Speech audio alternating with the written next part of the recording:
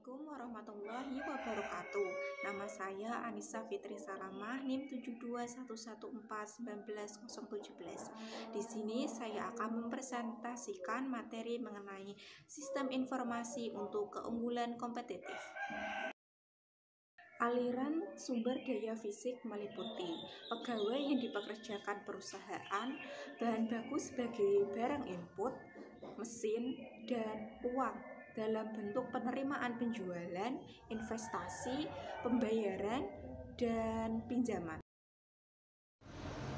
Sedangkan aliran sumber daya virtual meliputi data, informasi, dan keputusan.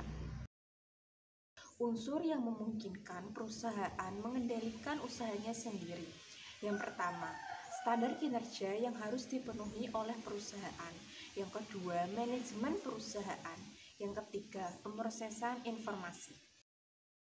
Lingkaran umpan balik terdiri atas sumber daya virtual yang meliputi data, informasi, dan keputusan. Manajemen dipandu dalam pengambilan keputusannya oleh standar kinerja perusahaan. Standar kinerja perusahaan ini dapat digunakan dalam pemrosesan informasi.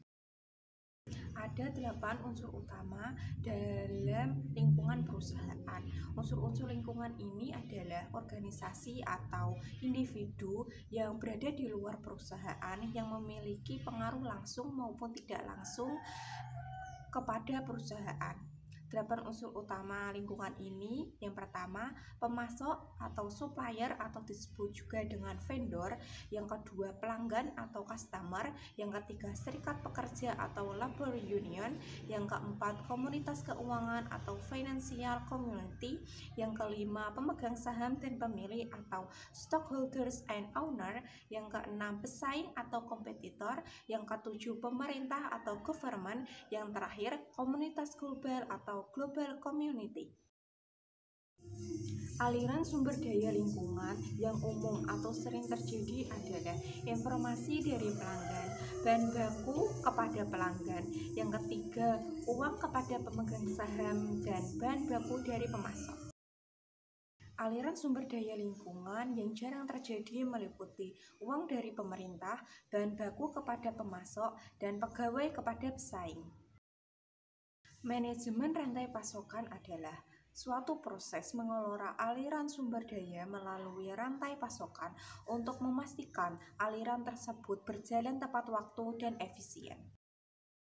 Keunggulan kompetitif lebih mengarah kepada penggunaan informasi untuk mendapatkan pengaruh di dalam pasar.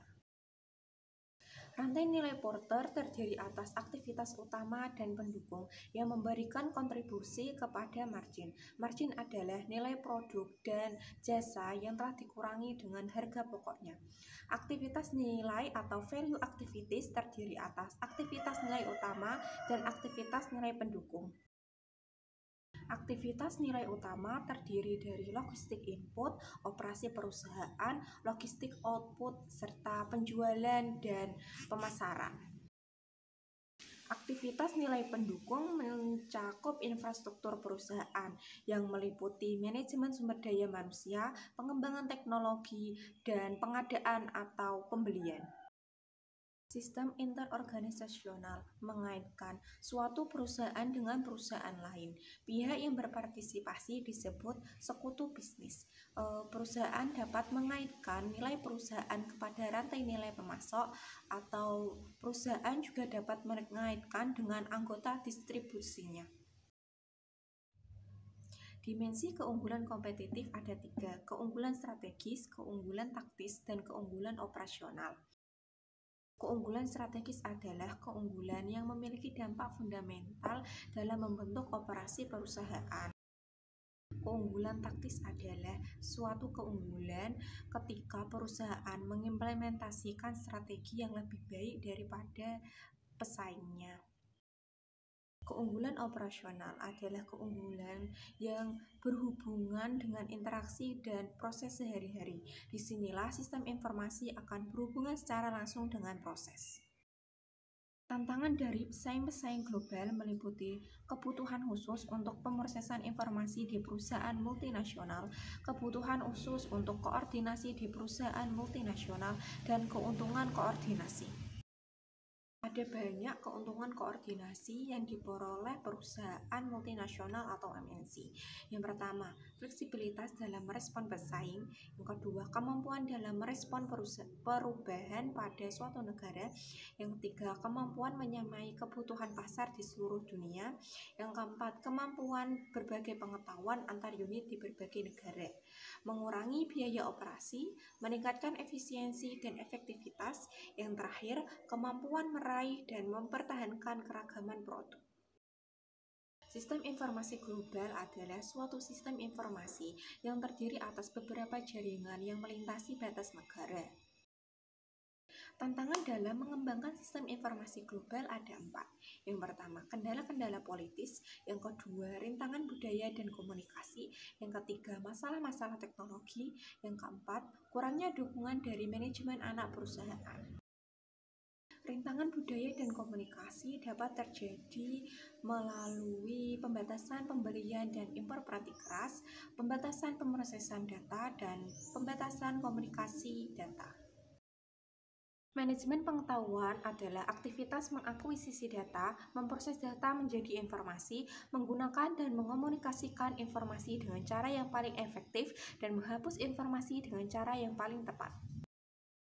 Dimensi yang dapat menambah nilai dari suatu informasi ada 4. Yang pertama, relevansi. Data harus relevan dengan pengambilan keputusan.